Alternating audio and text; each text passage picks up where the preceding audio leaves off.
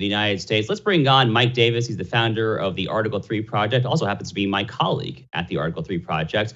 Mike, thanks so much for joining us. As we have finished closing arguments, we've gotten the jury instructions now, and now at this point, it's basically just a waiting game. You have been following this, just like me, throughout the entirety of this whole sordid Stalinist affair. What are your thoughts as we currently stand? My thoughts have not changed. This is a partisan, corrupt, rigged process by this corrupt Democrat Manhattan judge who illegally donated to to Biden's campaign. He got reprimanded for this several months ago. We just learned his daughter, Lauren Michon, is raising millions of dollars off of this unprecedented criminal trial of a former and likely future president, requiring Judge Merchan's recusal. He refused to recuse. Instead, he retaliated against Trump, threatened to throw Trump in jail with an unconstitutional, illegal gag order if Trump mentions Lauren Michon or Trump mentions that Soros-funded Manhattan DA brought in this Biden political appointee, Matthew Colangelo, to resurrect this bogus zombie case against Trump. Trump can't talk about Stormy Daniels or Michael Cohen changing their story several times, raising money, trashing Trump online, but Trump can't respond. Cohen is their star witness. He's a serial perjurer, convicted felon. We learned he embezzled from Trump. Both Stormy Daniels and Michael Cohen hate Trump.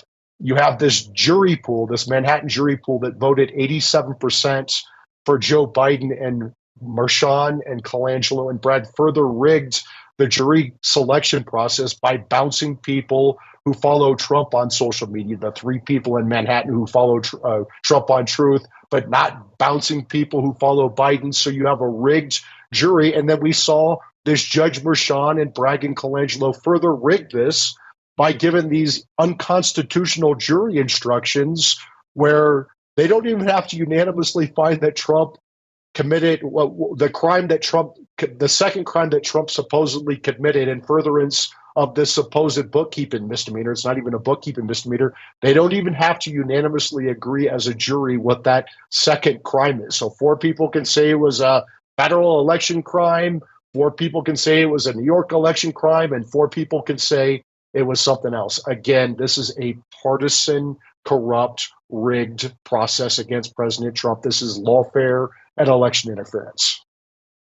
Yeah, so Mike, the point that I made in the opening monologue was that when Alvin Bragg first unveiled this indictment, these 34 counts over a year ago now, one of my very first thoughts, I'm sure one of your very first thoughts was, okay, well, this fraudulent bookkeeping charge has a 2-year statute of limitations. That's told years ago.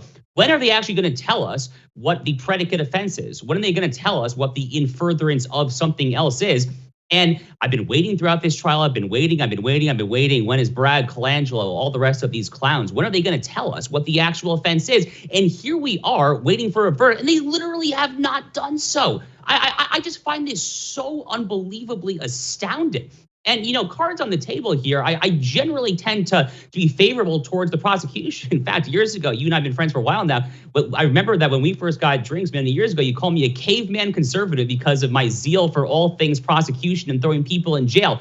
And I say that because I, of all people, also am looking at this and saying, what the actual heck? What the actual heck? I mean, is this all that it takes to put a president in jail? So what is your actual prediction? I mean, you and I agree as to what should happen, but putting on your prediction hat, what do you think is going to happen?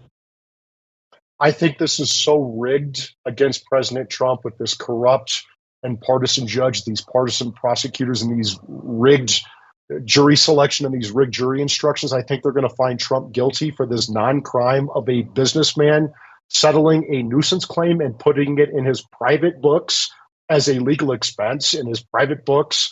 I don't know what else you would call it other than a legal expense. I've been a lawyer for nearly 20 years. Apparently, I'm a felon because I've been settling these nuisance claims for business people and businesses for nearly 20 years, and they book it as a legal expense, and somehow booking it in your private books was somehow a bookkeeping misdemeanor related to business books, and somehow booking it in your books in 2017 in your private books somehow affected the 2016 presidential election.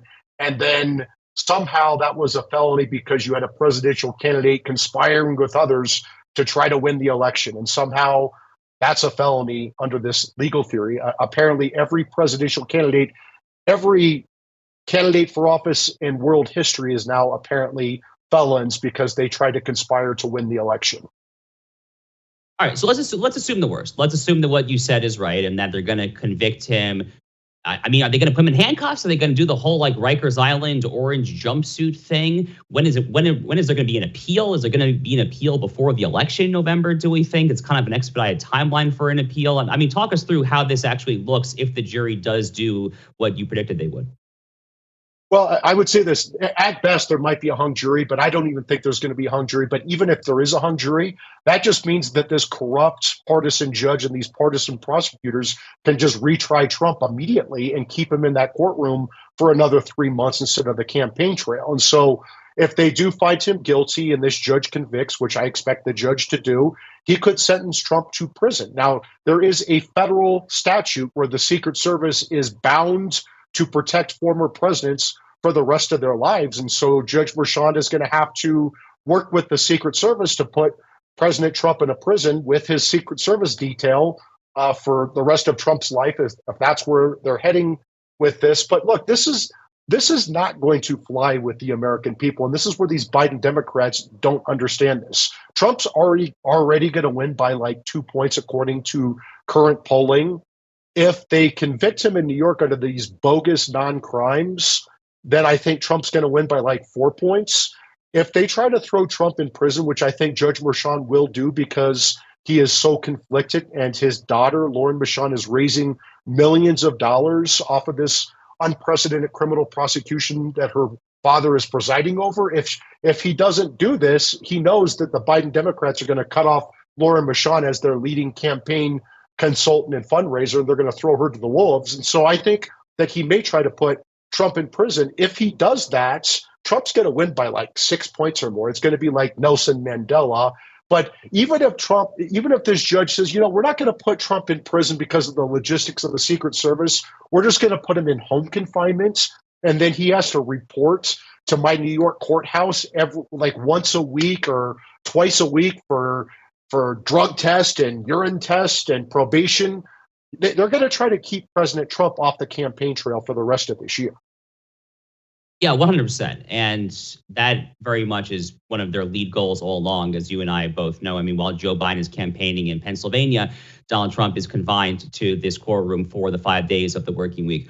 So, Mike, in our remaining time, I want to switch gears a little bit here. Justice Sam Alito, who has been in the leftist crosshairs for a while now for these outrageous, these frankly just absurdly stupid stories about flags that he was flying both in his Virginia home, then his New Jersey beach home. They're very common flags. They say it's an insurrectionist symbol. So he took the step of actually writing a formal letter to Senate Judiciary Chairman Dick Durbin and the rest of Senate Democrats explaining why he's not going to recuse. Why don't you go ahead and just break that down for us? What are your thoughts on that?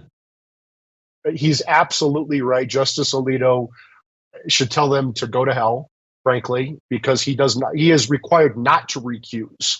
The lower federal courts, the federal judges are interchangeable. And if there's an appearance of bias, you can just swap out another judge. With Supreme Court justices, they're not. There is a presumption that Supreme Court justices do not recuse because you do not what you do not want to happen, what the Senate Democrats and other Democrats, the New York Times are doing right now. They're trying to play games right now to get Alito to recuse because he's deciding 2 January 6 cases, the Trump case on presidential immunity and the Fisher case where the Biden Justice Department used the Enron obstruction of justice statutes for corporate fraud to go after Trump and their political enemies, the January 6 defendants. Justice Alito should not recuse. His wife flew an upside-down distress American flag after one of their deranged neighbors had an F Trump sign in front of a school bus, and the neighbor called Mrs. Alito the C word.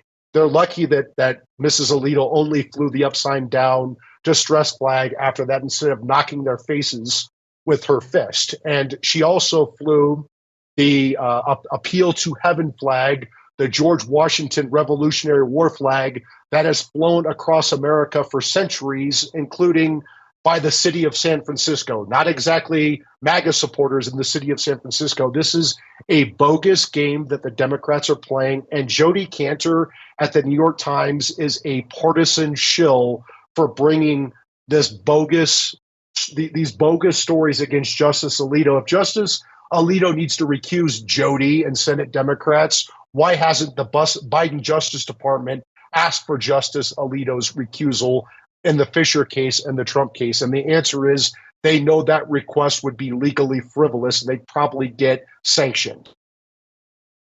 Well, there you have it. Mike Davis, appreciate your time, brother.